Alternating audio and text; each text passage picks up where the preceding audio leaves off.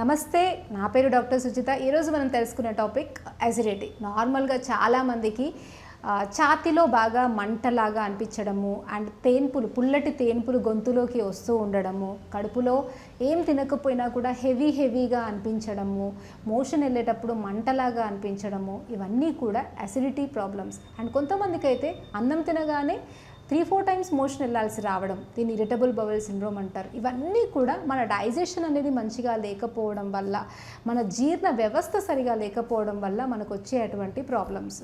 అయితే వీటికి ఏముందిలే అని వదిలేసామనుకోండి, ఇవే మనకి పెద్ద పెద్ద ప్రాబ్లమ్స్గా కన్వర్ట్ అవుతాయి. అంటే డైజెషన్ అనేది సరిగా జరగకపోవడం వల్ల రక్తంలో విషం పెరిగిపోయి యూరిక్ యాసిడ్ లెవెల్స్ పెరిగిపోవడము, జాయింట్ పెయిన్స్ పెరగడము, అండ్ కొంతమందికి అయితే ఆటో ఇమ్యూన్ ప్రాబ్లమ్స్ లాంటివి కూడా వస్తూ ఉంటాయి. అయితే వీటన్నిటికీ కూడా మనం స్టార్టింగ్లోనే చెక్ పెట్టాలి అంటే మన జీర్ణ వ్యవస్థని మనం సెట్ చేసుకోవాలి.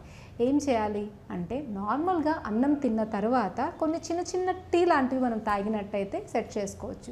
సో దాన్ని ఈరోజు మనం డిస్కస్ చేసుకుందాం. ఫస్ట్ వచ్చేసి, ఎవరికైతే తినగానే కడుపు ఉబ్బినట్టుగా అనిపించడము, లేదా తినాలి అని ఆకలిలాగా అనిపించదో, కడుపు ఎప్పుడూ కూడా హెవీగా ఉంటుందో, వాళ్ళు వాముని ఒక 1 స్పూన్ తీసుకొని 1.5 కప్ వాటర్లో వేసి 1 కప్ అయ్యేదాకా మరిగించి తినే ఒక 45 మినిట్స్ ముందు మెల్లిగా సిప్ చేస్తూ తాగాలి. మీరు 2 టైమ్స్ తింటే 2 టైమ్స్ తాగాలి, లేదంటే 1 టైం తింటే 1 టైం తాగండి. 3 టైమ్స్ తినే వాళ్ళైతే ఓన్లీ 2 టైమ్సే తాగొచ్చు. సో దీన్ని తినే ఒక 45 మినిట్స్ ముందు రెగ్యులర్గా మీరు వామును టీలాగా మరిగి చేసుకొని తాగుతూ ఉన్నట్టయితే కడుపులో ఎక్స్ట్రాగా ఫామ్ అయ్యేటువంటి గ్యాస్ అనేది ఫామ్ అవ్వకుండా ఉంటుంది.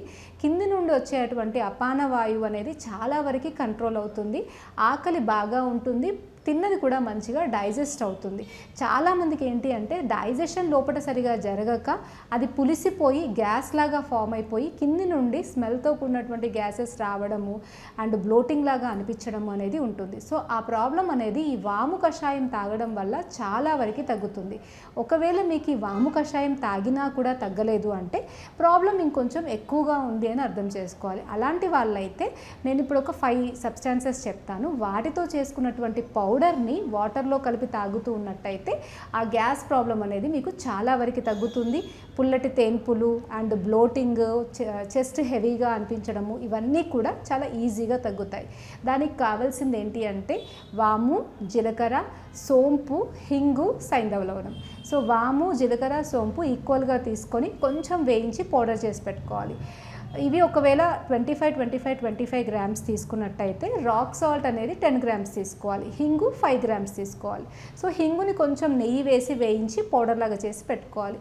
ఆ తర్వాత ఈ 5టిని కూడా కలిపి ఒక గాజు సీసాలో పెట్టుకొని తిన్న వెంటనే ఒక కప్పు నీళ్ళల్లో ఇదొక 1/4 టీ స్పూన్ కలిపేసి తాగాలి.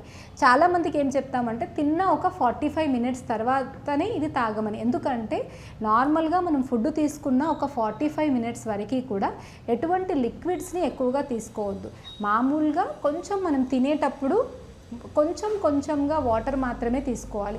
ఎవరైతే తినే ముందు బాగా వాటర్ తాగుతారో, అన్నం తినేటప్పుడు కూడా బాగా చాలామంది ఏం చేస్తారంటే ఒక్కసారి చెంబు ఎత్తిందంటే మొత్తం హాఫ్ చెంబు దాకా తాగుతారు. అన్నం తింటూ మధ్యలో చాలా ఎక్కువ వాటర్ తాగుతూ ఉంటారు. ఇలా చేయడం వల్ల డైజెషన్ అనేది చాలా డిస్టర్బ్ అయిపోయి డైజెషన్ సరిగా జరగక, అరుగుదల సరిగా లేక గ్యాసెస్ అనేవి ఫామ్ అవుతూ ఉంటాయి. అందుకే మీరు తినేటప్పుడు ఈ ఇంపార్టెంట్ పాయింట్ని నోట్ చేసుకోండి. తినే ఒక గంట ముందు, తిన్న ఒక గంట తర్వాత వరకు మీరు లిక్విడ్ ఎక్కువగా తీసుకోవద్దు. కావాలి అంటే ఒక 1/2 కప్పు, 1/4 కప్పు అట్లా తినేటప్పుడు తీసుకోండి.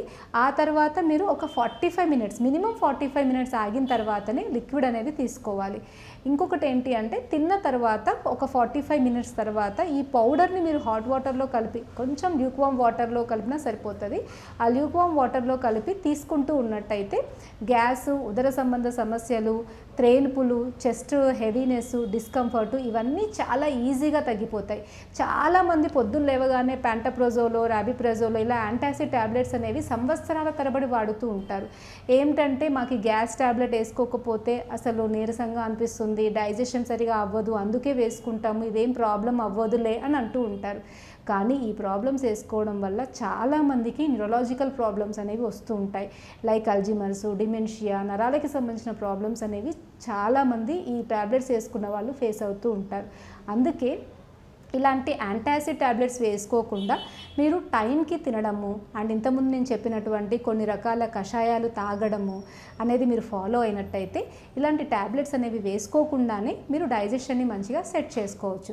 అండ్ ఇంకొకటి వచ్చేసి ఎవరికైతే ఈ గ్యాస్ ఎసిడిటీ ఎక్కువ ఉంటుందో వాళ్ళు రోజు మార్నింగ్ ఒక కీరదోసని తింటూ ఉన్నట్టయితే ఎసిడిటీ సమస్య అనేది చాలా వరకు ఒక 10 రోజుల తర్వాత మెల్లమెల్లగా తగ్గుతుంది. ఒకవేళ మీరు ఇవన్నీ చేసినా కూడా ఇంకా పుల్లటి తేన్పులు రావడము, ఎసిడిటీ తగ్గకపోవడము అండ్ పొట్ట అంతా బరువుగా ఉండడం ఉన్నట్టయితే మీకు చాలా ఎక్కువ ప్రాబ్లం ఉంది అని అర్థం చేసుకొని దానికి సంబంధించి తగిన మందులు ట్రీట్మెంట్స్ చేసుకోవడానికి ఆయుర్వేదిక్ డాక్టర్ని కలవండి. వాళ్ళ పర్యవేక్షణలో కొన్ని రకాల ట్రీట్మెంట్స్ చేసుకున్నట్టయితే ఈ గ్యాస్ ప్రాబ్లమ్స్ అనేవి, ఎసిడిటీ ప్రాబ్లమ్స్ అనే వాటిని కంప్లీట్గా తగ్గించుకోవచ్చు. Thank you.